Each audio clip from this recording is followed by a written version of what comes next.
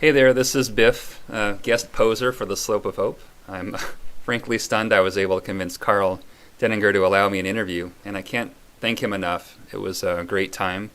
He was very frank and open about his views, and I really enjoyed the time. Karl, welcome to the Slope. Thank you. Can you start by telling us something about your blogging history? Well, I ran an internet provider in the 1990s in Chicago, and most of what I've done online has been in reaction in one form or another to something that I've seen that has pushed my red button, if you will. The diving forum was set up due to what I consider to be questionably legal and certainly unethical policies within the diving industry. So it probably shouldn't surprise that when all of this nonsense started with banks reporting phantom earnings from taking capitalization from interest that had not actually been paid, the famous Washington Mutual, we're going to pay dividends out of money we don't actually have. That's what started the market ticker. And it grew from there. Instead of being something that was of limited interest, it turned out to be of great interest to an awful lot of people. And the forum followed from that pretty much as a reaction to what was going on with Yahoo's insanity. They've got their own, their little investing areas, and the pollution level just was too much. And this was back during the time that Countrywide was in the process of going through Angelo Mozillo, claiming that everything was okay, while at the same time they were blowing up. Are you surprised by how quickly your website grew? I'm surprised that the readership has grown as much as it has, and that the reach has gotten to the degree that it has. There are now readers in pretty much every country on the world. We have all the three-letter agencies and many members of Congress who I know are reading it because I look at the traffic logs from time to time. And the majority of the readership is, of course, based in the United States.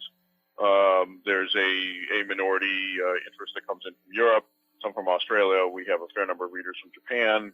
And pretty much everywhere else except Antarctica. So the penetration has surprised me to a significant degree. Yes. You sent hundreds of letters to Congress. What's been the response? Well, not as much as you would hope. There are a handful of congressional offices that I talk with on a pretty regular basis. Alan Grayson's being one of them, and I'm also, however, rather surprised at some of the offices that want absolutely nothing to do with the reporting. Ron Paul's being one of them, and so it's a rather interesting mixture of things that goes on in Washington because, of course, most of what I write about is rather critical of the role that Washington has played, and there aren't too many pleasant words that are directed in their general direction. So I'm not all that surprised that they don't exactly have me on speed dial. but they are listening. Is there anywhere that you write about your trading plan and trading techniques? Yeah, actually there is. On the forum itself, there's a what's called a gold donor section where I typically have a running commentary during the day. And I also publish a nightly technical video. So there is quite a bit of material there. It's just the market ticker itself is not focused in that area of the market. It's more of a macro level view, whereas the micro level stuff is more relegated to the forum. And a lot of that just has to do with immediacy.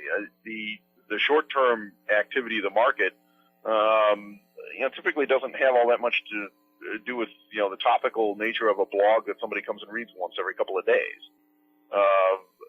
Most of what I deal with in the forum and in that area is intraday movements as well as short-term things, the movements in various securities related to, for example, earnings releases and things like this. But my general view is that we're in a situation here where we have not a liquidity problem but a solvency issue. We've driven the economy to the point that the mathematics are starting to catch up with us, and that you cannot grow debt at a rate faster than you grow GDP on an indefinite basis without having things detonate on you.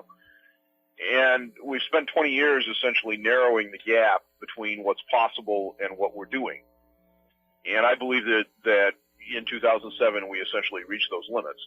So the rally that we've had off the March lows, for example, was essentially all driven by additional elements of fraud that were allowed into the system. For example, the mark to myth nonsense that was extorted for all intents and purposes out of FASB by the Congress when they hauled the people in there and essentially said, do this or we're going to legislate it. I don't know. If I stick a gun in your face, you'll do whatever I want as long as I'm pointing it at you. And that's exactly the kind of reaction that we got there. You have Bernanke pumping, crazy amounts of liquidity into the market with no accountability as to where it's going. We know where a lot of it's going. It's going right into the stock market. But that doesn't change the macro level outlook from a standpoint of trading. And bulls make money, bears make money, pigs get slaughtered. So you have to look at what's going on in the short and intermediate term. But at the same time, I think that you also have to be aware of and cognizant of the fact that we're not seeing the top line revenue growth that would be commensurate with an economic recovery. We're not seeing the improvement in credit conditions in reality. I mean, everybody's talking about things like the TED spread and, and credit defaults, these swap numbers coming in and things like this. That spreads are coming in various areas of the credit markets is really a function of what the government's buying. Go talk to small business people and find out what they're paying on their credit cards and for their small business loans. It's as astronomical as it was last spring. So I don't see any change there. And yet, at the end of the day, the consumer drives the economy. Do you really believe that the Federal Reserve is going to stop buying the long end of the Treasury curve? Or will they eventually own the entire float? Well, they bought essentially the entire issuance for the last 3 months, okay? When you look at the numbers, for all intents and purposes, they've monetized the entire net issuance for the second quarter of 2009. Whether or not they've actually stopped for real is open to some question. There are several accountings out there that you can find online.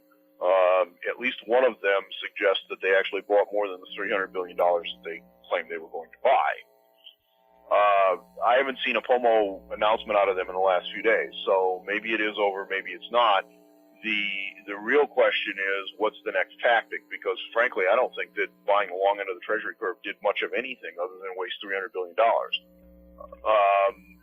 The purchase of mortgage-backed securities was a different matter entirely, but my argument has been since that program began that it's illegal, simply because those securities, the Fannie and Freddie paper in particular, are not actually full faith and credit agencies of the federal government, and Section 14 of the Federal Reserve Act requires that. So, of course, they also bought $38 billion worth of garbage from AIG, and that's not legal either.